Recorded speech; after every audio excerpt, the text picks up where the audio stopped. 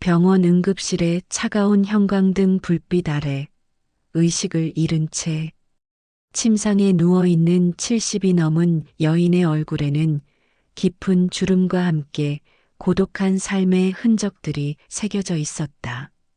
심전도 모니터가 불규칙한 신호를 보내며 경고음을 울려댔고 간병복을 입은 중년 여성이 그 옆에서 초조하게 발을 구르고 있었다. 보호자는 어디 계신가요?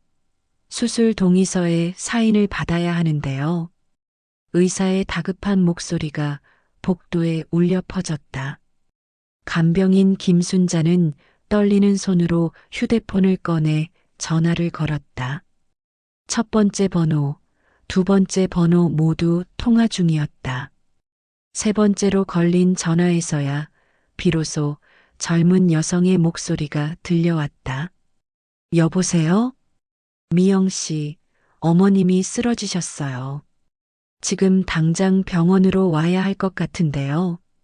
순자의 목소리는 절박했다. 전화 너머로 잠깐의 정적이 흘렀다. 그리고는 한숨 섞인 대답이 돌아왔다. 지금은 정말 갈 수가 없어요. 시어머니께서 편찮으셔서. 순자는 수화기를 꽉 움켜쥐었다. 이런 상황이 벌써 몇 번째였던가. 어머니는 홀로 쓰러져 가고 있는데 딸은 늘 다른 곳에서 바쁘다고 했다. 그럼 어떻게 해요? 수술 동의서는 누가? 아, 정말 죄송해요. 제가 어떻게든 해볼게요. 툭 전화가 끊어졌다. 순자는 허공을 바라보며 고개를 저었다. 저 침상에 누워있는 할머니가 얼마나 외로우셨을까. 매일 밤 딸 이야기만 하시던 그분이 이런 상황에서조차 홀로 남겨져야 하다니. 하지만 이 이야기의 진실은 생각보다 복잡했다.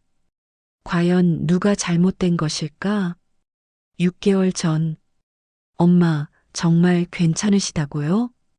박미영은 휴대폰을 귀에 댄 채 시어머니의 아침 식사를 준비하고 있었다. 한 손으로는 계란을 풀고 다른 한 손으로는 어머니와 통화를 하는 모습이 어딘지 어색해 보였다. 괜찮다니까. 그냥 어지러운 게 좀 있을 뿐이야. 내가 바쁜데 괜히 신경 쓰지 마라. 전화 너머 어머니 정숙자의 목소리는 여전히 씩씩해 보였지만 미영은 뭔가 이상함을 느꼈다. 평소보다 목소리에 기운이 없었고 말끝마다 작은 한숨이 섞여 있었다. 그래도 한번 병원에 가보시는 게. 병원은 무슨. 돈만 들고 별거 아닌데 호들갑 떨지 마라. 너 시어머니 아프시다며? 그쪽 신경이나 써. 미영은 말을 잇지 못했다. 어머니 말이 맞았다. 시어머니께서 며칠 전부터 몸살을 앓고 계셨고 오늘은 열도 나신다고 하셨다. 결혼한 지 10년이 넘었지만 여전히 양쪽 어른을 모시는 것은 쉽지 않은 일이었다. 알았어요, 엄마. 그래도 어지럽다고 하시니까 약국에서라도 약 좀 드세요. 그래, 알았다. 너도 몸 챙기고. 전화가 끊어진 후 미영은 한동안 멍하니 서 있었다. 결혼 후 점점 어머니와 멀어져 가는 것 같아 마음이 무거웠다. 예전에는 매일 안부를 묻고 자주 찾아뵈었는데 이제는 전화 한 통화하기도 바빴다. 미영아, 약 좀 가져다 줄래?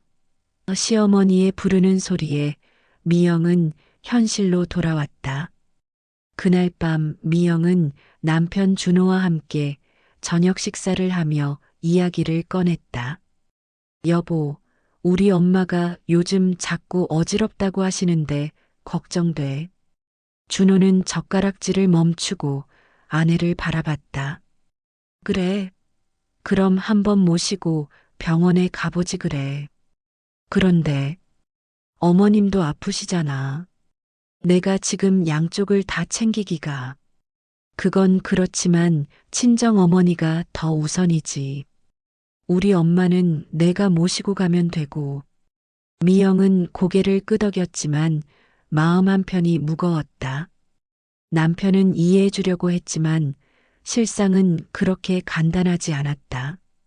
시어머니는 며느리가 친정에 신경 쓰는 것을 그리 달가워하지 않으셨고, 친정어머니는 딸이 시댁 눈치를 본다고 생각하고 계셨다. 다음 날 새벽 미영의 휴대폰이 울렸다. 미영아, 엄마가 쓰러졌어. 동생 미호의 다급한 목소리였다. 미영은 잠에서 완전히 깨어나 벌떡 일어났다. 뭐라고? 어디서? 집에서 화장실 가다가 넘어지신 것 같아. 지금 119 불러서 병원 가는 중이야. 빨리 와봐. 미영의 손이 떨렸다. 어제 전화 통화에서 느꼈던 불안감이 현실이 되어버렸다. 그런데 이상했다. 어머니는 분명히 괜찮다고 하셨는데. 알았어. 지금 가고 있어. 미영은 서둘러 옷을 갈아입으며 준호를 깨웠다. 하지만 준호는 난처한 표정을 지었다. 미영아, 미안한데 우리 엄마 오늘 큰 병원에서 정밀 검사 받으시기로 했잖아. 내가 모시고 가야 해서. 미영은 말문이 막혔다. 이런 상황에서 선택을 해야 한다니. 하지만 준호의 사정도 이해했다. 시어머니의 검사도 중요했다. 그럼 내가 혼자 가볼게. 정말 미안해. 나중에 우리 엄마 검사 끝나면 바로 갈게. 미영은 고개를 끄덕이며 집을 나섰다. 하지만 마음 한편으로는 씁쓸했다. 이런 순간에 혼자 감당해야 한다는 현실이 무겁게 다가왔다. 병원에 도착했을 때 어머니는 응급실 침상에 누워 의식을 되찾은 상태였다. 하지만 얼굴은 창백했고 평소보다 훨씬 야위어 보였다. 엄마, 괜찮으세요? 미영아, 왜 왔어? 바쁜데. 무슨 소리예요? 당연히 와야죠. 정숙자는 딸의 손을 잡으며 미안한 표정을 지었다. 내가 힘들 텐데. 시어머니는 어쩌고. 괜찮아요. 준호가 모시고 가니까 걱정 마세요. 의사가 다가와 검사 결과를 설명했다. 고혈압과 당뇨가 꽤 진행된 상태네요. 지속적인 관리가 필요하실 것 같은데 혹시 평소에 약물 복용은 하고 계셨나요? 미영은 당황했다. 고혈압이요? 엄마, 그런 얘기 안 하셨는데요? 정숙자는 고개를 돌렸다. 괜히 걱정시키고 싶지 않아서. 미영은 가슴이 먹먹해졌다. 어머니가 혼자 이런 병을 앓고 계셨다니. 딸로서 너무 무관심했던 게 아닐까 하는 자책감이 밀려왔다. 앞으로는 정기적인 검진과 약물 복용이 필수입니다. 그리고 가능하면 혼자 계시지 말고 가족분들이 자주 돌봐드리시는 게 좋겠네요. 의사의 말에 미영은 고개를 끄덕였지만 속으로는 복잡한 감정이 교차했다. 어떻게 돌봐드려야 할까? 시어머니도 아프신데. 그때 동생 미호가 다가왔다.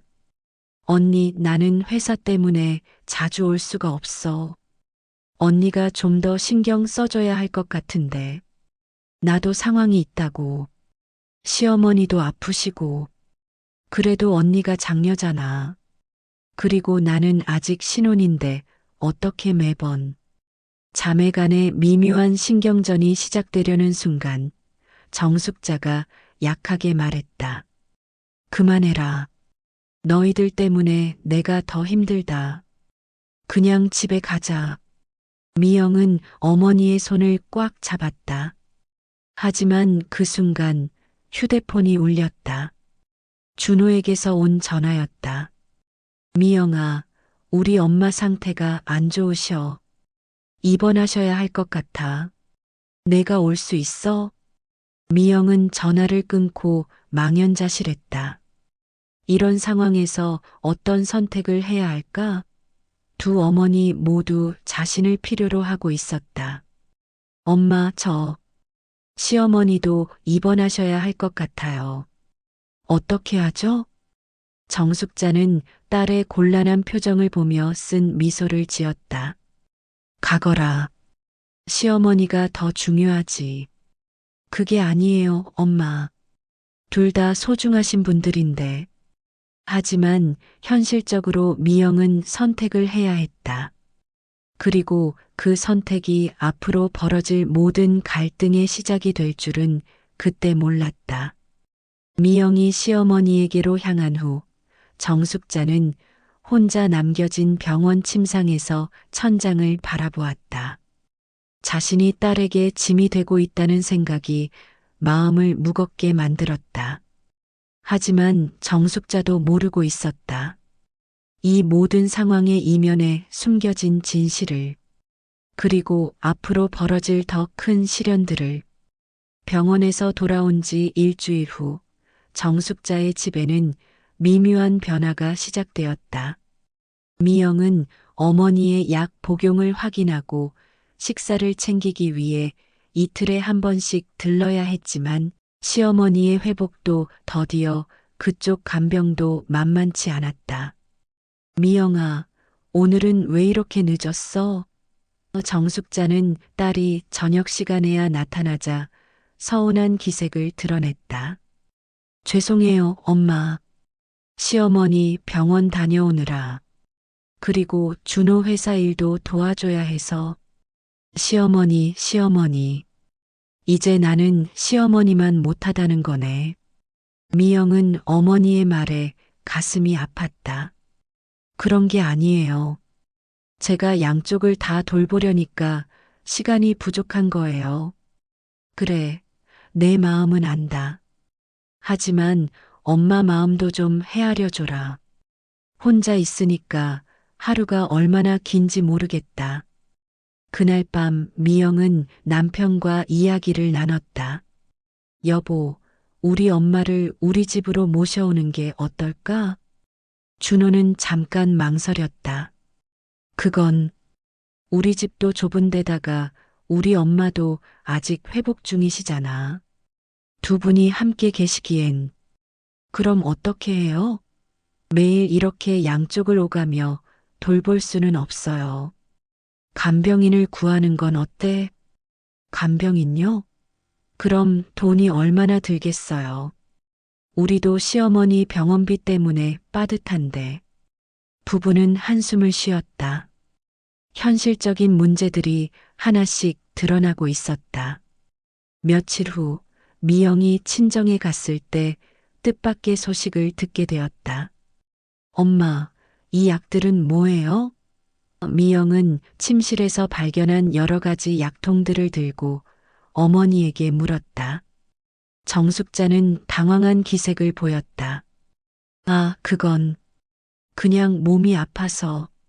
심장약도 있고. 이건 또 뭐예요? 엄마, 혹시 다른 병원도 다니고 계신 거예요? 정숙자는 대답하지 않았다. 미영은 약통의 라벨을 자세히 살펴보았다. 처방 날짜가 한 달 전부터 시작되어 있었다.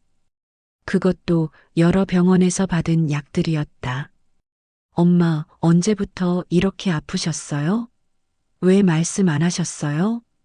괜히 걱정 끼치고 싶지 않아서. 걱정 끼치기 싫어서요? 엄마가 아프신데 딸이 모르고 있어도 된다고 생각하세요? 미영의 목소리가 높아졌다. 어머니가 혼자 여러 병원을 다니며 치료받고 있었다는 사실에 충격을 받았다. 그래, 내 말이 맞다. 하지만 너한테 말해봤자 뭐가 달라지겠어? 어차피 시어머니가 우선이잖아. 엄마, 그런 식으로 말씀하시면 사실대로 말하는 거 아니야? 지난주에 내가 어지러워서 전화했을 때도 시어머니 때문에 못 온다고 했잖아. 미영은 할 말을 잃었다. 어머니 말이 틀리지 않았기 때문이었다. 그때 현관문이 열리며 동생 미호가 들어왔다. 언니 왔구나. 엄마, 오늘 컨디션은 어때요? 미호는 언제 왔어? 어제 왔다 갔어요. 약도 챙겨드리고. 언니, 엄마 혼자 계시는 시간이 너무 길어요. 뭔가 대책을 세워야 할 것 같은데. 미영은 동생의 말에 당황했다. 대책이라니? 간병인이라도 구하거나 아니면 요양원 알아보거나. 요양원? 미영과 정숙자가 동시에 놀란 목소리를 냈다. 너무 놀라지 마요. 요즘은 시설도 좋고 전문적인 케어를 받을 수 있어서 오히려 나을 수도 있어요. 미호야, 엄마를 요양원에 보내자는 거야? 언니가 계속 이렇게 돌볼 수 있어요? 시어머니도 아프시고 언니도 지쳐 보이는데. 미영은 머릿속이 복잡해졌다. 동생 말이 아주 틀린 것은 아니었지만 어머니를 요양원에 보낸다는 것은 생각해보지도 못한 일이었다. 난 요양원 안 간다. 정숙자가 단호하게 말했다. 차라리 혼자 있을래. 엄마, 그게 아니라. 미호야, 그런 얘기 하지 마. 우리가 돌볼 수 있어. 미호는 언니를 바라보며 고개를 저었다. 언니 현실을 봐요. 언니 하나로는 한계가 있어요. 그날 밤 미영은 집으로 돌아와 남편에게 동생의 제안을 이야기했다. 요양원. 그것도 하나의 방법이긴 하지만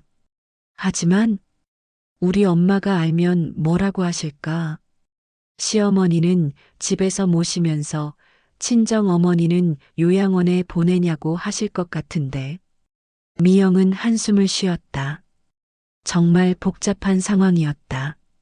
어느 쪽을 선택해도 누군가는 상처받을 것 같았다. 며칠 후 미영이 시어머니를 모시고 병원에 갔을 때 의외의 말을 들었다. 며느리야, 내 친정어머니는 어떠시니? 네. 아, 많이 좋아지셨어요. 그래. 나도 나이가 드니까 아픈 어른의 마음을 알 것 같더라. 자식들한테 짐이 되고 싶지 않은 마음 말이야. 미영은 시어머니의 말에 뭔가 다른 의미가 있는 것 같아 조심스럽게 물었다. 어머님 혹시 나도 요양원을 알아보고 있다. 미영은 깜짝 놀랐다. 어머님 갑자기 왜 그런 말씀을. 너희들 고생하는 걸 보니 마음이 아프더라. 특히 내가 양쪽 어른을 모시려고 애쓰는 모습을 보니 우리 둘 다 제대로 된 케어를 받는 게 나을 수도 있겠다 싶어. 미영은 혼란스러웠다. 두 어머니가 모두 요양원을 생각하고 계시다니. 어머님, 그런 결정을 혼자 내리시면 안 돼요. 가족끼리 상의해서 뭐가 달라지겠니? 결국은 현실 문제잖아. 그날 밤 미영은 잠을 이루지 못했다. 두 어머니를 모두 요양원에 모시는 것이 과연 옳은 일일까? 아니면 다른 방법이 있을까? 하지만 미영이 아직 모르는 사실이 하나 있었다. 정숙자가 숨기고 있는 더 심각한 건강 문제가 있다는 것을. 그리고 그것이 곧 모든 것을 바꿔놓을 것이라는 사실을. 다음 주 미영이 친정에 갔을 때 어머니는 평소와 달리 침실에 누워 있었다. 엄마, 어디 아프세요? 그냥 좀 피곤해서. 하지만 정숙자의 얼굴은 창백했고 숨 쉬는 것도 가빠 보였다. 미영은 직감적으로 뭔가 잘못되었다는 것을 느꼈다. 엄마, 병원 가요. 지금 당장. 괜찮다고. 괜찮지 않아요. 왜 이렇게 아프신데도 혼자 참고 계세요? 미영이 어머니를 부축해 일으키려는 순간 정숙자는 갑자기 의식을 잃고 쓰러졌다. 엄마, 엄마. 미영은 급히 119에 신고했다. 구급차를 기다리는 동안 어머니의 차가운 손을 잡으며 눈물이 났다. 내가 더 자주 와봤어야 했는데, 내가 너무 소홀했구나. 하지만 이것은 시작에 불과했다. 병원에서 받게 될 진단 결과는 미영의 모든 것을 뒤바꿔 놓을 것이었다. 환자분께서 당뇨 합병증으로 인한 심부전이 상당히 진행된 상태입니다. 의사의 말에 미영은 의자에서 일어날 수가 없었다. 심부전이라니. 어머니가 그렇게 심각한 병을 앓고 계셨다는 말인가? 그게 얼마나 심각한 건가요? 솔직히 말씀드리면 투석을 시작해야 할 단계입니다. 그리고 지속적인 관리 없이는. 의사는 말끝을 흐렸지만 미영은 그 의미를 충분히 이해했다. 어머니의 생명이 위험하다는 뜻이었다. 투석은 얼마나 자주 해야 하나요? 일주일에 3번, 한 번에 4시간 정도씩입니다. 그리고 식단 관리, 수분 섭취량 조절 등 일상생활 전반에 걸친 관리가 필요합니다. 미영은 머릿속이 하얘졌다. 일주일에 3번씩 병원에 와야 한다니. 지금도 양쪽 어머니를 돌보기 벅찬데 이런 상황에서 어떻게 감당할 수 있을까? 혹시 환자분이 혼자 사세요? 네, 그런데. 그럼 더더욱 보호자분의 관리가 중요합니다. 투석 환자는 컨디션 변화가 급격할 수 있어서 항상 누군가 곁에 있어야 해요. 미영은 병실로 돌아가 어머니를 바라보았다. 정숙자는 여전히 의식이 흐릿한 상태였지만 미영이 손을 잡자 천천히 눈을 떴다. 미영아, 네 엄마, 괜찮으세요? 내가 많이 아프구나. 미영은 눈물을 참으며 고개를 끄덕였다. 괜찮아질 거예요. 치료받으면 나아질 거예요. 하지만 정숙자는 딸의 억지 밝은 목소리를 알아챘다. 의사가 뭐라고 했어? 그냥 좀 더 치료가 필요하다고 했어요. 거짓말하지 마라. 엄마 얼굴 보고. 미영은 어머니의 눈을 똑바로 바라볼 수 없었다. 그 순간 정숙자는 모든 것을 이해했다. 투석이구나. 엄마, 괜찮다. 나도 각오는 하고 있었어. 정숙자는 차분한 목소리로 말했다. 그런데 내가 어떻게 돌보겠니? 시어머니도 아프신데. 미영은 대답할 수 없었다. 그때 병실 문이 열리며 미호가 들어왔다. 언니, 엄마 어떠세요? 미영은 동생에게 의사의 말을 전했다. 미호의 얼굴도 창백해졌다. 투석을. 그럼 이제 어떻게 해요? 그러게. 나도 모르겠어. 언니, 이제 정말 요양원을 진지하게 생각해 봐야 하는 거 아니에요? 전문적인 케어가 필요한 상황이잖아요. 미영은 동생의 말에 화가 났다. 지금 그런 얘기할 때야?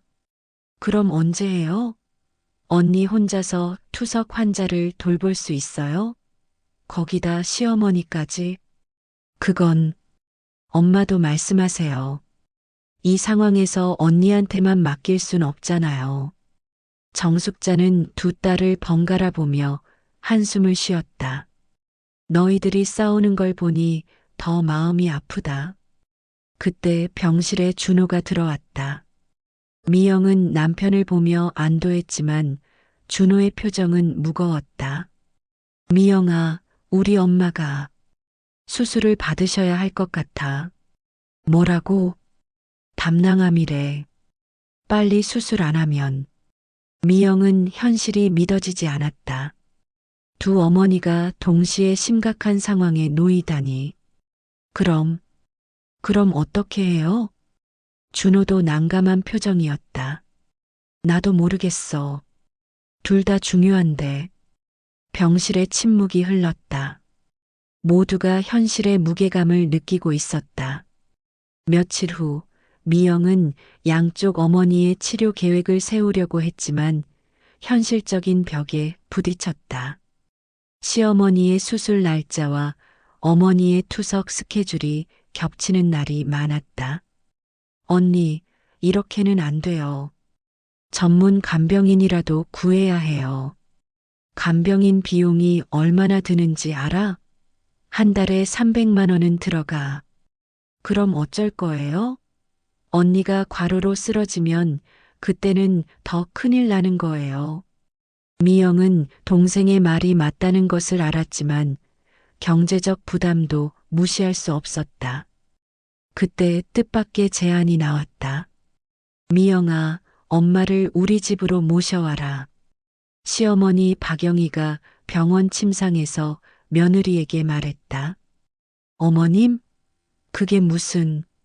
나도 수술 후 회복해야 하고 내 친정 어머니도 돌봄이 필요하시잖아.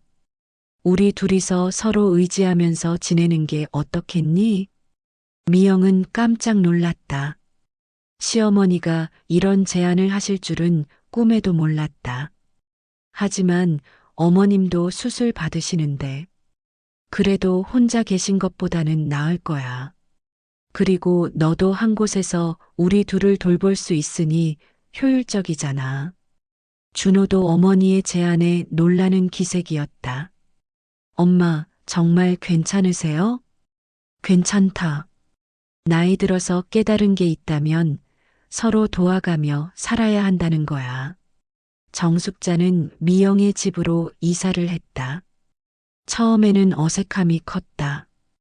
두 시어머니와 며느리가 한 집에서 지내는 상황은 누구에게나 낯선 일이었다. 사돈, 여기 앉으세요. 이 자리가 햇볕이 잘 들어와요. 박영희는 정숙자를 위해 거실 한쪽에 자리를 마련해 주었다. 정숙자는 어색해하면서도 고마워했다. 민폐를 끼쳐서 죄송합니다. 무슨 민폐예요? 우리 며느리 친정 어머니인데. 처음 며칠은 비교적 평온했다. 두 어머니는 서로를 배려하며 지냈고 미영도 한 곳에서 두 분을 돌볼 수 있어서 다소 수월했다. 하지만 일주일이 지나면서 문제가 하나둘 드러나기 시작했다. 미영아, 내 엄마 투석할 때마다 나 혼자 남겨지는데 혹시 내가 쓰러지면 어떡하니? 시어머니의 말에 미영은 난감했다. 투석은 일주일에 3번, 한 번에 4시간씩이었다. 그동안 시어머니를 혼자 두고 갈 수는 없었다. 어머님, 제가 간병인을 구해볼게요. 간병인까지 구할 필요 있나? 그냥 내 엄마 투석할 때는 미호가 와서 도와주면 되잖아. 하지만 미호는 직장일 때문에 자주 올 수 없다고 했다. 결국 미영은 투석 때마다 시어머니를 함께 병원에 모시고 가야 했다. 한 달이 지나자 더 복잡한 문제들이 생겼다. 미영아, 내 엄마가 밤에 자꾸 화장실을 가시는데 잠을 제대로 못 자겠어. 어머님, 엄마가 신장 기능이 안 좋아서 그래요. 어쩔 수 없는 일이에요. 그걸 내가 모르겠니? 하지만 나도 환자라고. 미영은 점점 지쳐갔다. 두 어머니의 서로 다른 필요사항들을 맞춰드리기가 쉽지 않았다.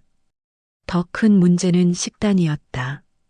정숙자는 투석 환자용 저염식이 필요했고 박영희는 수술 후 회복을 위해 영양가 높은 음식이 필요했다.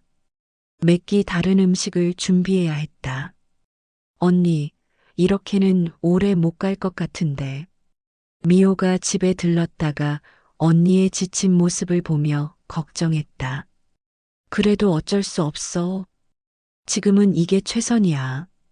언니가 쓰러지면 그때는 정말 어떻게 할 거야? 그때 뜻밖의 사건이 벌어졌다. 밤 11시경 정숙자가 갑자기 숨을 헐떡이며 가슴을 움켜쥐었다. 미영아, 엄마가. 박영희의 다급한 외침에 미영은 잠에서 깨어났다. 정숙자는 얼굴이 새파래진 채 숨을 제대로 쉬지 못하고 있었다. 119 불러. 미영은 급히 구급차를 부르고 어머니를 응급실로 모셨다. 시어머니도 함께 따라가야 했는데 수술 후 회복 중인 몸으로는 무리였다. 미영아, 나는 집에 있을게. 내가 어머님만 모시고 가. 어머님, 혼자 계실 수 없어요. 괜찮다. 큰일 나면 미호한테 연락할게. 결국 미영은 어머니만 모시고 병원에 갔다. 응급실에서 받은 진단은 충격적이었다. 신부전입니다. 신부전으로 인한 합병증이에요. 그럼 어떻게 해야 하나요? 입원해서 치료받으셔야 하고 앞으로 더욱 세심한 관리가 필요할 것 같습니다. 미영은 절망적이었다. 이미 한계에 다다른 상황에서 어머니의 상태가 더 악화되다니. 정숙자가 입원한 지 사흘째 되는 날 미영은 병원과 집을 오가며 두 어머니를 돌보느라 완전히 지쳐 있었다. 그런 미영을 보다 못한 준호가 말했다. 미영아, 이제 정말 다른 방법을 생각해 봐야 할 것 같아. 다른 방법이 뭐가 있어? 요양병원이라도 알아보자. 전문적인 치료를 받으시는 게 어머님한테도 좋을 것 같은데. 요양병원이라고? 그건 절대 안 돼. 미영의 강한 반대에 준호는 당황했다. 왜? 지금 상황으로는 내가 엄마를 요양병원에 보낸다고? 그럼 난 무슨 딸이 되는 거야? 그게 아니라 현실적으로 생각해 보자는 거야. 그때 병실 문이 열리며 미호가 들어왔다. 그리고 그 뒤로 낯선 남자가 따라 들어왔다. 언니, 소개할 사람이 있어. 미영은 눈살을 찌푸렸다. 지금이 무슨 상황인데 누굴 소개해? 이분은 요양병원 상담사 김 실장님이야.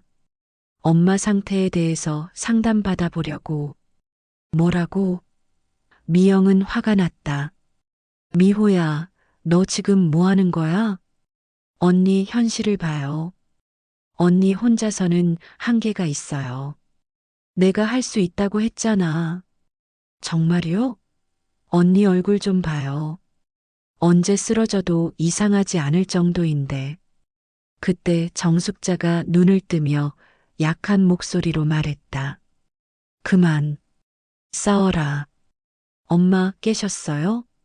다 들었다. 미호야, 고맙다.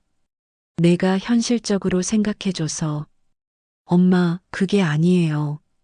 제가 돌볼 수 있어요. 정숙자는 딸의 손을 잡았다. 미영아, 엄마가 너한테 짐이 되고 있어. 그런 말씀하지 마세요. 사실을 말하는 거야. 내가 나 때문에 얼마나 고생하는지 다 보고 있어. 상담사가 조심스럽게 입을 열었다. 요양병원이라고 해서 나쁜 곳이 아닙니다. 요즘은 시설도 좋고 전문 의료진이 24시간 케어를 해주니까 오히려 더 안전할 수 있어요. 미영은 상담사의 말을 듣고 싶지 않았다. 나가세요. 지금 당장 나가세요. 언니, 미호도 나가. 당장. 미영의 소리에 병실이 조용해졌다. 정숙자는 딸의 모습을 보며 눈물을 흘렸다. 미영아, 엄마 때문에 내가 이렇게 되는구나. 엄마, 울지 마세요. 제가 다 해결할게요. 하지만 그날 밤 미영이 집에 돌아왔을 때 더 큰 충격이 기다리고 있었다. 시어머니 박영희가 침실에서 나와 며느리를 불렀다. 미영아, 앉아봐. 할 말이 있다. 네, 어머님. 너 정말 고생 많았다. 하지만 이제 한계인 것 같구나. 어머님, 제가 더 잘할게요. 그게 아니라 박영희는 잠깐 망설이다 말했다. 사실 나도 요양병원을 알아보고 있었다. 네, 내 친정 어머니만 요양병원에 가시는 게 아니라 나도 함께 가려고. 미영은 믿을 수 없다는 표정이었다. 어머님, 갑자기 왜? 미영아, 솔직히 말하자. 우리 둘이 함께 있는 것도 쉽지 않아. 서로 다른 병을 앓고 있으니까 필요한 것들도 다르고. 하지만, 그리고 너도 한계가 있잖아. 이렇게 계속 가다가는 너까지 쓰러질 것 같아서 걱정이야. 미영은 하늘이 무너지는 것 같았다. 두 어머니 모두 자신을 떠나려 한다니. 어머님들, 제발 조금만 더 기다려 주세요. 제가 방법을 찾아볼게요. 하지만 그때 박영희가 털어놓은 더 큰 진실이 있었다. 미영아, 사실 내 친정 어머니가 나한테 부탁하신 게 있어. 뭐라고요? 내가 너무 고생하니까 차라리 당신이 먼저 요양병원에 가시겠다고 하셨어. 나한테는 내가 모르게 해달라고 부탁하시면서. 미영은 충격을 받았다. 어머니가 그런 생각을 하고 계셨다니. 그리고 또 하나 더 있어. 뭐가 더 있어요? 박영희는 한 통의 편지를 꺼냈다. 이걸 내가 보라고 하시더라. 미영은 떨리는 손으로 편지를 받았다. 어머니의 손글씨로 쓰인 편지였다. 미영아, 엄마가 이런 편지를 쓰는 것도 이상하지? 하지만 할 말이 있어서 글로나마 전한다. 엄마는 내가 얼마나 힘들어하는지 다 알고 있다. 양쪽 어른을 모시는 게 얼마나 어려운지 엄마도 며느리 시절이 있어서 안다. 그래서 결정했다. 엄마가 요양병원에 가겠다. 내가 반대할 줄 알아서 미리 시어머님한테 부탁드렸다. 미영아, 이건 엄마의 선택이야. 너를 위한 선택이기도 하고 엄마를 위한 선택이기도 하다. 요양병원에서 전문적인 치료를 받는 것이 엄마한테도 더 좋을 거야. 그리고 너도 시어머니만 모시면 되니까 훨씬 수월할 거다. 엄마를 나쁜 딸로 생각하지는 마라. 엄마는 내가 행복하기를 바란다. 그게 엄마가 할 수 있는 마지막 사랑이야. 사랑한다, 미영아. 엄마가. 미영은 편지를 읽고 울음을 터뜨렸다. 어머니의 마음을 이해할 수 있었지만 동시에 자신이 얼마나 무력한 존재인지 깨달았다. 그런데 이 모든 상황에는 아직 밝혀지지 않은 더 큰 진실이 숨어 있었다. 과연 어머니의 선택이 정말 최선일까? 아니면 다른 길이 있을까? 요양병원 입소 당일 아침, 미영은 어머니의 짐을 싸며 눈물을 참고 있었다. 평생 함께했던 어머니와 헤어진다는 현실이 받아들여지지 않았다. 엄마, 정말 마음 바뀌신 거 없으세요? 정숙자는 휠체어에 앉은 채 딸을 바라보았다. 미영아, 이미 결정한 일이야. 엄마도 마음이 편하지는 않지만 이게 우리 모두를 위한 길이야. 하지만 그만해라. 더 이상 말하면 엄마도 마음이 흔들린다. 미영은 더 이상 말할 수 없었다. 지난 한 달간 어머니의 의지를 꺾으려 했지만 어머니는 확고했다. 오전 10시 요양병원 직원들이 도착했다. 전문 간병사와 사회복지사가 함께 왔다. 안녕하세요. 오늘 입소하실 정숙자 어르신이시죠? 네, 그렇습니다. 사회복지사가 서류를 확인하며 말했다. 그런데 보호자분, 혹시 어르신께서 다른 병원에서 받으시던 치료가 더 있나요? 투석 외에 다른 치료요? 아니요, 투석이 전부인데. 그때 정숙자가 갑자기 입을 열었다. 미영아, 엄마가 할 말이 있다. 뭔데요, 엄마? 정숙자는 한참을 망설이다 말했다. 사실, 엄마가 숨긴 게 하나 더 있어. 미영은 불안한 예감이 들었다. 뭘 숨기셨다는 거예요? 암이야. 순간 미영의 머릿속이 하얘졌다. 뭐? 뭐라고요? 췌장암. 6개월 전에 진단받았어. 그게, 그게 무슨... 미영은 말을 잇지 못했다. 사회복지사도 놀란 표정이었다. 어르신, 그런 중요한 정보를 왜 이제... 딸한테 걱정 끼치기 싫어서 숨겼어. 하지만 이제 말해야 할 것 같아서. 미영은 주저앉았다. 어머니가 투석뿐만 아니라 암까지 앓고 계셨다니. 그것도 6개월 동안이나 혼자 감당하셨다니. 엄마, 왜, 왜 그런 중요한 걸 혼자? 내가 시어머니 때문에도 바쁜데 엄마 암 소식까지 들으면 얼마나 힘들겠어. 하지만 암이면 치료를 받아야 하는 거 아니에요? 정숙자는 고개를 저었다. 이미 늦었어. 의사가 말하기를 수술도 어렵고 항암 치료를 해도 많이 늦었다고 하더라. 미영은 현실을 받아들일 수 없었다. 어머니가 시한부 선고를 받으셨다는 말인가? 그럼 얼마나 남으셨다는 거예요? 길어봤자 1년. 짧으면 몇 개월. 미영은 울음을 터뜨렸다. 이제야 모든 것이 이해되었다. 어머니가 왜 그렇게 요양병원에 가려고 하셨는지, 왜 자신에게 짐이 되고 싶어 하지 않으셨는지. 엄마, 그럼 더더욱 집에 계셔야 하는 거 아니에요? 마지막 시간을 가족과 함께. 그게 아니야, 미영아. 정숙자는 딸의 손을 꽉 잡았다. 엄마가 집에 있으면 너는 계속 간병하느라 고생할 거야. 그리고 마지막에 엄마가 아파할 때 너한테 그 모습을 보여주고 싶지 않아. 엄마, 요양병원에서 전문적인 케어를 받으면서 편안하게 보내는 게 나을 것 같아.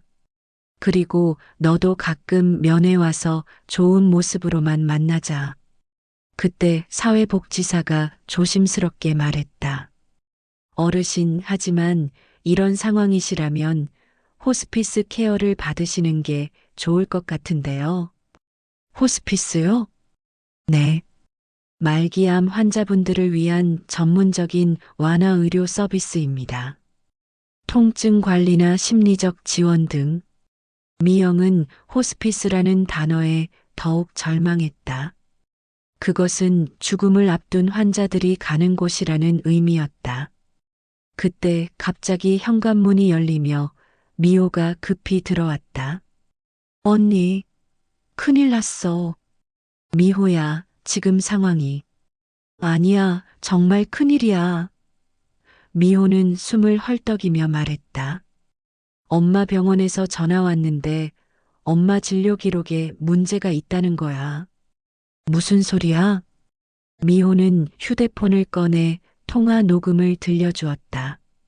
정숙자 환자분의 보호자이신가요? 저희가 다른 병원과 차트를 대조해 보니까 이상한 점이 발견되어서 연락드렸습니다. 이상한 점이요? 환자분이 저희 병원에서는 췌장암 진단을 받지 않으셨습니다. 투석 관련 신부전만 치료받고 계시는데 혹시 다른 병원에서 췌장암 진단을 받으신 건가요? 미영과 미호는 어머니를 동시에 바라봤다. 정숙자의 얼굴이 창백해졌다. 엄마, 이게 뭔 소리예요? 그게, 설마 암은 거짓말이신 거예요? 정숙자는 대답하지 못했다. 그 침묵이 모든 것을 말해주고 있었다. 엄마, 대답해 주세요. 마침내 정숙자가 고백했다. 미안하다. 거짓말이었어. 뭐라고요? 미영은 믿을 수 없다는 표정이었다. 암은 거짓말이고, 시한부도 거짓말이야. 왜, 왜 그런 거짓말을 하셨어요? 정숙자는 눈물을 흘리며 진실을 털어놓았다. 미영아, 엄마가 너무 외로웠어. 외롭다고 해서 암 거짓말을 하시는 거예요? 그게 아니야. 정숙자는 흐느끼며 말했다. 내가 결혼하고 나서부터 엄마는 점점 소외감을 느꼈어. 특히 시어머니가 아프시고 나서는 더더욱. 미영은 어머니의 말을 듣고 충격을 받았다. 엄마가 진짜 아플 때는 시어머니 때문에 못 온다고 하고, 엄마 혼자 있을 때는 연락도 잘 안 하고. 그래서 엄마는 생각했어. 내가 정말 심하게 아프면 미영이가 더 신경 써주겠지 하고. 그래서 암이라고 거짓말을 하신 거예요? 처음에는 그냥 투석만으로도 관심을 받을 수 있을 줄 알았는데, 너는 여전히 시어머니를 우선시하더라. 그래서 더 큰 거짓말을 하게 되었어. 미영은 어머니의 고백에 복잡한 감정이 들었다.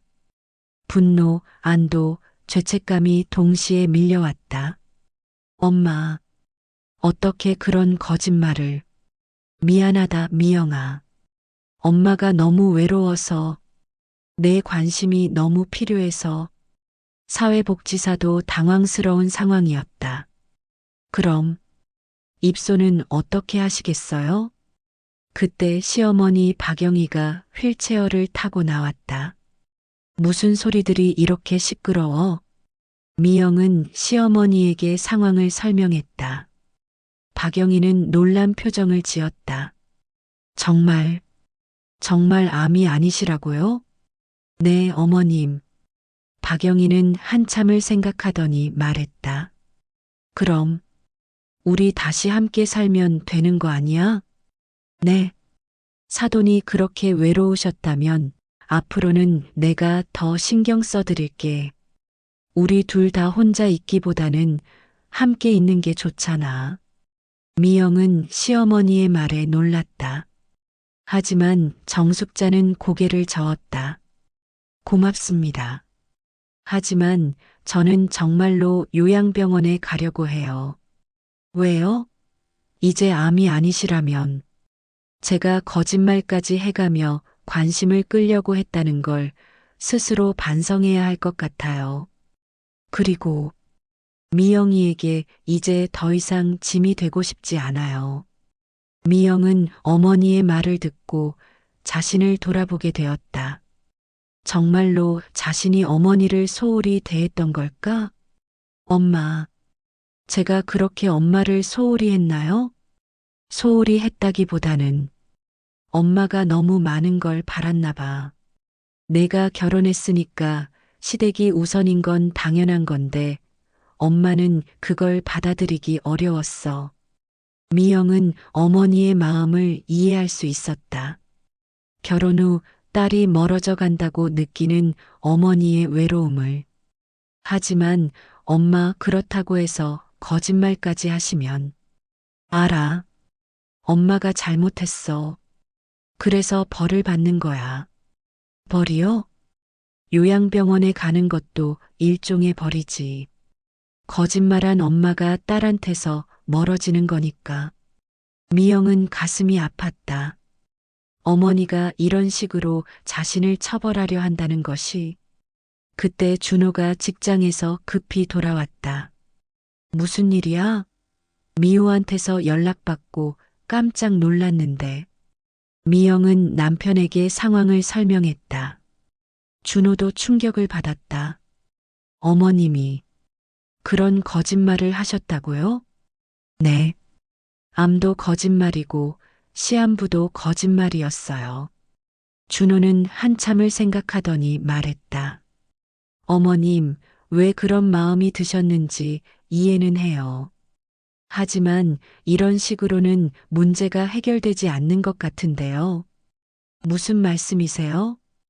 어머님이 요양병원에 가신다고 해서 외로움이 해결될까요? 오히려 더 외로워지시지 않을까요? 정숙자는 사위의 말에 생각에 잠겼다. 준호가 계속 말했다. 그리고 미영이도 어머님을 요양병원에 보내고 나면 평생 죄책감을 안고 살아야 해요. 그게 정말 어머님이 원하시는 건가요? 하지만 나는 이미 거짓말을 했는걸. 거짓말은 잘못이지만 그 이유는 이해할 수 있어요. 사람은 누구나 관심과 사랑을 받고 싶어 하니까. 미영도 남편의 말에 동의했다. 엄마, 준호 말이 맞아요. 엄마가 외로우셨던 건 제가 부족했기 때문이에요. 앞으로는 제가 더 신경 쓸게요. 하지만 시어머니는 어떻게 해? 그때 박영희가 말했다. 사돈, 우리가 함께 살면서 서로 의지하면 어떨까요? 미영이 혼자 우리 둘을 돌보는 게 아니라 우리 둘이서도 서로를 돌봐주면서요. 하지만 두 분 다 아프신데 아픈 사람끼리 서로 도울 수 있는 것들이 있어요. 말벗이 되어주는 것부터 시작해서 정숙자는 망설였다.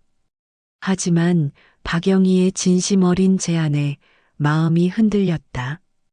그리고 정숙자님, 미영이 말했다. 앞으로는 제가 정말로 엄마를 더 자주 찾아뵐게요. 시어머니와 엄마 둘 다 소중한 분들이니까 균형을 맞춰서 모실게요. 미영아. 그리고 거짓말은 다시는 하지 마세요. 어떤 일이 있어도 솔직하게 말씀해 주세요. 제가 바빠도 엄마 일이 우선이에요. 정숙자는 딸의 말에 눈물을 흘렸다. 그토록 듣고 싶었던 말이었다. 정말, 정말 괜찮겠니? 너무 힘들지 않을까? 힘들어도 해야죠. 엄마니까. 그때 미호가 말했다. 언니, 나도 도울게. 회사 일 때문에 자주는 못 와도 주말에는 와서 도와줄게. 미호야. 그리고 엄마. 미호가 정숙자를 바라봤다. 다시는 이런 거짓말 하시면 안 돼요. 우리가 얼마나 놀랐는지 아세요? 미안하다, 미호야. 다시는 안 할게. 사회복지사가 조심스럽게 물었다. 그럼 입소는 취소하시는 건가요? 미영은 어머니를 바라봤다. 엄마, 어떻게 하실래요? 정숙자는 한참을 생각하더니 말했다. 집에서 가족들과 함께 지내고 싶어. 정말요? 응. 요양병원보다는 가족들 곁에 있는 게 좋겠어. 미영은 어머니를 꽉 안아주었다. 오랜만에 느끼는 따뜻한 포옹이었다. 하지만 이것으로 모든 문제가 해결된 것은 아니었다. 진짜 어려운 일은 지금부터 시작이었다. 과연 미영은 자신의 다짐을 지킬 수 있을까? 그리고 두 어머니가 함께 지내면서 생기는 새로운 문제들은 어떻게 해결해야 할까? 요양병원 입소를 취소한 지 한 달 후, 미영의 집에는 새로운 일상이 자리 잡기 시작했다. 두 어머니가 함께 지내면서 처음에는 여전히 어색함이 있었지만 점차 서로를 이해해 나가고 있었다. 정숙자님, 오늘 투석 가는 날이죠? 제가 아침 식사 준비할게요. 박영희는 정숙자보다 일찍 일어나 간단한 식사를 준비하고 있었다. 수술 후 회복이 순조로워서 이제는 간단한 집안일도 할 수 있게 되었다. 고맙습니다. 항상 신경 써주셔서. 뭐려. 저도 정숙자님 덕분에 많은 힘이 돼요. 혼자 있을 때보다 훨씬 좋아요. 두 어머니는 이제 서로의 존재를 부담스러워하기보다는 의지가 되는 동반자로 여기고 있었다. 미영도 변했다. 예전처럼 한쪽에만 치우치지 않고 두 어머니 모두에게 균등하게 관심을 보이려고 노력했다. 어머니의 투석 스케줄을 정확히 파악하고 시어머니의 정기 검진 날짜도 꼼꼼히 챙겼다. 엄마, 오늘 기분은 어떠세요? 많이 좋아졌어. 투석도 이제 적응이 되고 시어머님이랑 이야기하니까 시간도 잘 가고 다행이에요. 그런데 엄마 앞으로는 몸이 안 좋으시면 바로 말씀해 주세요. 더 이상 혼자 참지 마시고. 알았어. 다시는 거짓말 안 할게. 정숙자는 딸에게 했던 약속을 지키려고 노력하고 있었다.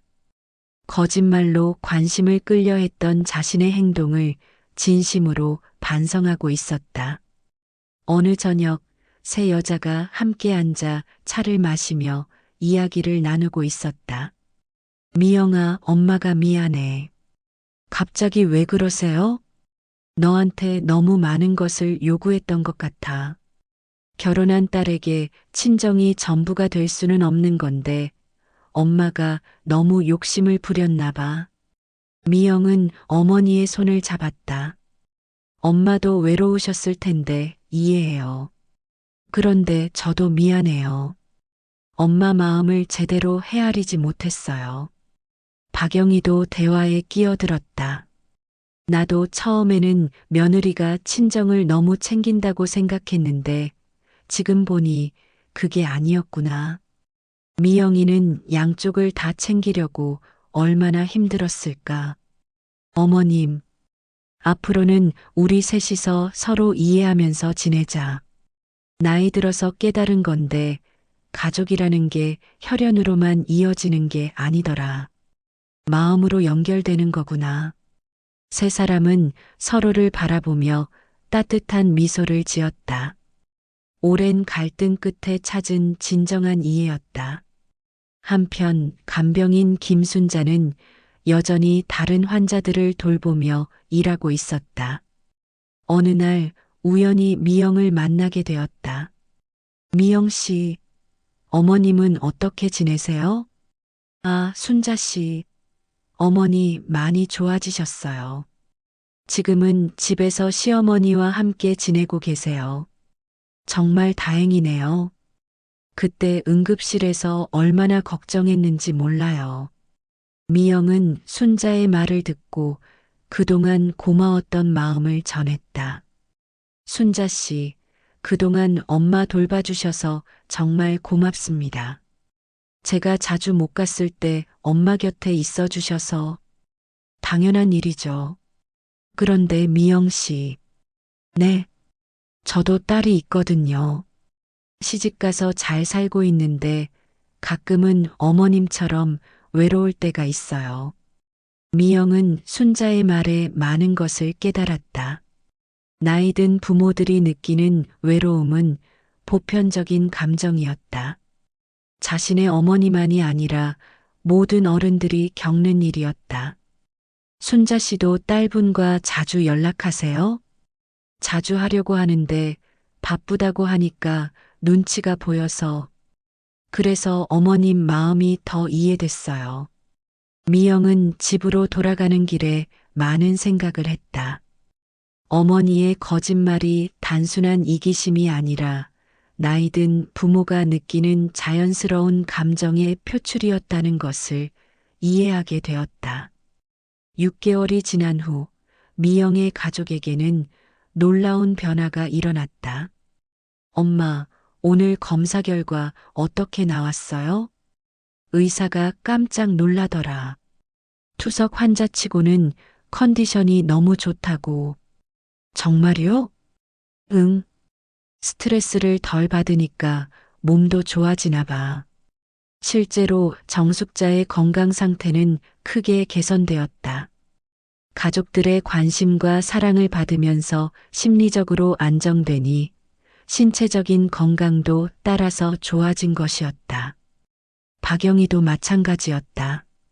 정숙자님 덕분에 수술 후 회복이 빨랐어요. 혼자 있었다면 이렇게 빨리 좋아지지 못했을 거예요. 두 어머니는 이제 진정한 친구가 되어 있었다. 서로의 아픔을 이해하고 위로하면서 정신적으로도 많은 힘이 되어주고 있었다. 미영도 변했다. 처음에는 힘들었지만 이제는 두 어머니를 모시는 것이 자연스러워졌다. 그리고 무엇보다 어머니들이 행복해 하시는 모습을 보는 것이 자신에게도 큰 기쁨이었다. 준호도 아내의 변화를 지지했다. 미영아, 고생 많았어. 하지만 지금이 우리 가족이 가장 화목한 것 같아. 정말 당신도 힘들지 않아요? 처음에는 힘들었지만 지금은 괜찮아. 우리 엄마도 행복해 하시고 내 엄마도 좋아하시고 이게 진짜 가족이구나 싶어. 어느 일요일 오후 온 가족이 함께 거실에서 시간을 보내고 있었다. 정숙자와 박영희는 나란히 앉아 드라마를 보고 있었고 미영과 준호는 그 모습을 흐뭇하게 바라보고 있었다. 엄마들 행복하세요? 그럼 두 어머니가 동시에 대답했다. 처음에는 어색했는데 지금은 친자매보다 더 가까운 것 같아요. 박영희가 말했다. 맞아요. 아픈 사람끼리 서로를 더 잘 이해하게 되는 것 같아요. 정숙자도 동의했다. 미영은 문득 깨달았다. 진정한 가족의 의미를 이제서야 알게 된 것 같았다. 가족이란 혈연 관계로만 이어지는 것이 아니라 서로를 이해하고 배려하는 마음으로 만들어지는 것이었다. 그리고 때로는 갈등과 오해를 겪으면서도 끝까지 서로를 포기하지 않는 것이었다. 미영아, 정숙자가 딸을 불렀다. 네, 엄마. 엄마가 거짓말했을 때 화나지 않았어? 처음에는 화났죠. 하지만 지금은 이해해요. 엄마도 사람이니까 외롭고 관심받고 싶으셨던 거죠. 고마워, 미영아. 내가 이해해줘서. 그런데 엄마 다시는 그런 거짓말 하지 마세요. 솔직하게 말씀하시면 제가 다 들어드릴게요. 알았어. 약속할게. 박영희도 말했다. 사돈, 앞으로 외로우시면 저한테 말씀하세요. 우리 둘이서 이야기하면서 지내면 돼요. 고맙습니다. 저도 어머님이 힘드시면 언제든 도와드릴게요. 미영은 두 어머니의 모습을 보며 가슴이 따뜻해졌다. 이런 가족의 모습이 진짜 행복이구나 싶었다. 1년 후 미영의 집에는 또 다른 변화가 있었다.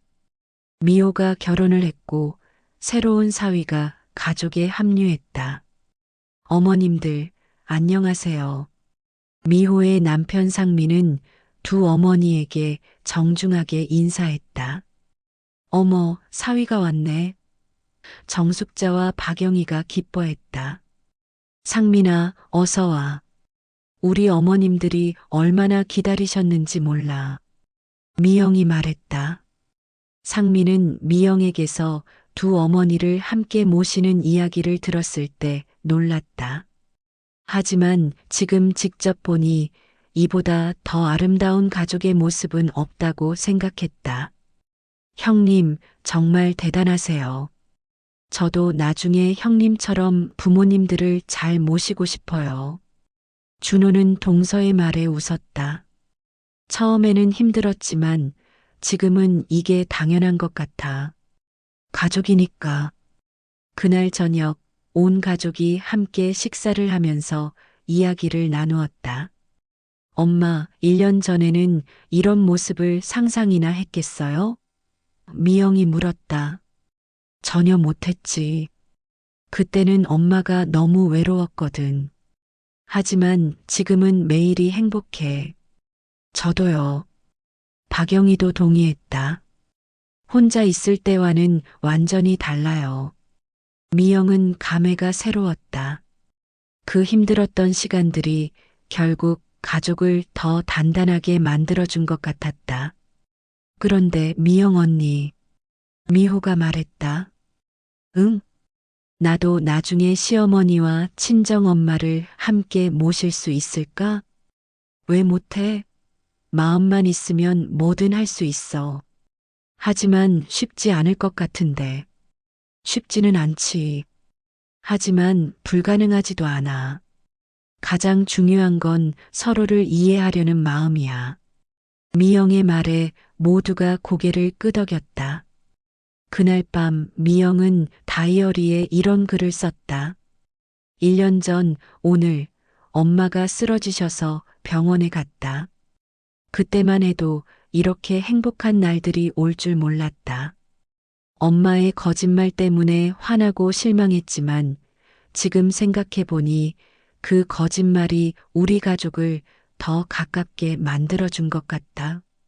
사람은 누구나 사랑받고 싶고 관심받고 싶어 한다. 특히 나이 든 부모님들은 더욱 그렇다. 자식들이 바쁘다는 건 이해하지만 그래도 외로운 마음은 어쩔 수 없는 것 같다. 앞으로는 두 어머니 모두 외롭지 않으시도록 그리고 거짓말을 하실 필요가 없도록 더욱 관심과 사랑을 드려야겠다. 가족이란 완벽한 사람들이 모여서 만들어지는 것이 아니라 불완전한 사람들이 서로를 이해하고 용서하면서 만들어가는 것이구나. 미영은 다이어리를 덮고 거실로 나갔다. 두 어머니는 여전히 나란히 앉아 늦은 뉴스를 보고 계셨다. 엄마들 안 주무세요? 응, 조금 더 있다가 잘 거야. 정숙자가 대답했다. 미영아, 너 먼저 자라. 우리는 괜찮아. 박영희도 말했다. 미영은 두 어머니의 어깨에 담요를 덮어드리고 뺨에 살짝 입맞춤을 했다. 사랑해요, 엄마들.